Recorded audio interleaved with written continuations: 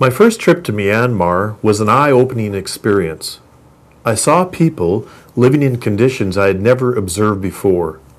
When I left the country, I knew I could not live the rest of my life without doing something. Today, I'll tell you how God has turned compassion into action. Something can be done.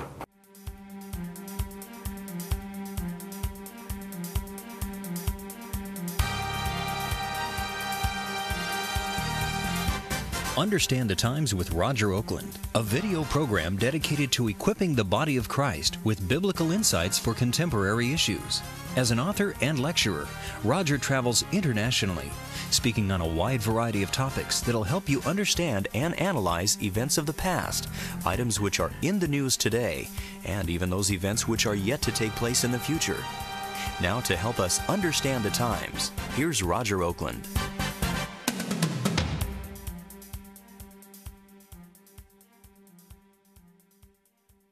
Few of us in the Western world ever leave our comfort zone. We live in houses and have all the food we need. Our idle time is consumed by entertainment from various sources. Life in general is pretty good. However, we still have a habit of complaining. Good is just not good enough. Now, think for a moment. How would you like to live in a situation where you went to bed hungry every night? The only clothes you had were those someone discarded in the garbage. Your home was a meager shelter that had been put together by scavenging boards, branches, palm leaves, and cardboard.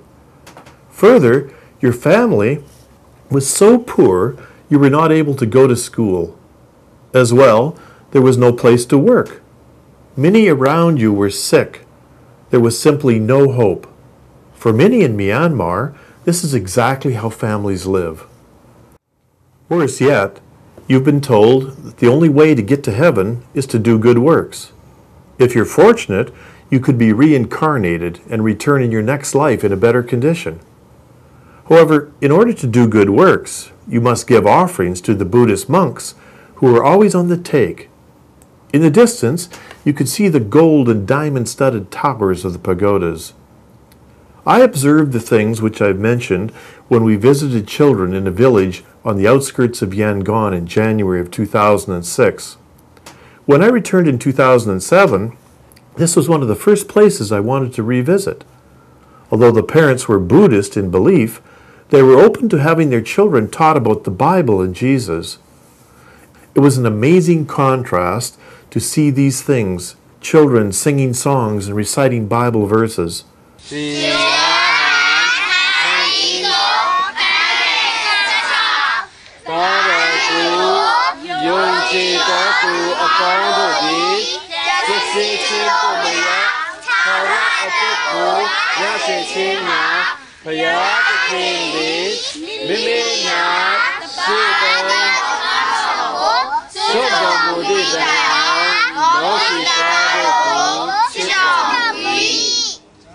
On the second Sunday, we returned and provided new clothes to the children who had been faithfully attending the Sunday school meetings over the past several years.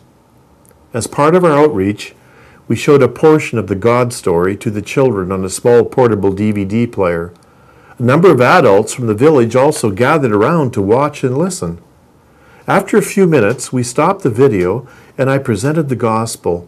Nearly every single person in the group, children and adults, responded. There are really no words to describe what can be done if God's people will assist our missionaries in Yangon to reach out and share Jesus Christ with those who are needy. The family in the village who permits the outreach to happen at their home has 4 children, ages 7 to 13. They cannot afford to send any of them to school. The oldest girl has genuinely accepted the Lord and is truly born again. She wants to receive an education so she can be a missionary in her own village. May God open the doors so that His will be done. I'm Roger Oakland. This has been a biblical perspective to help understand the times.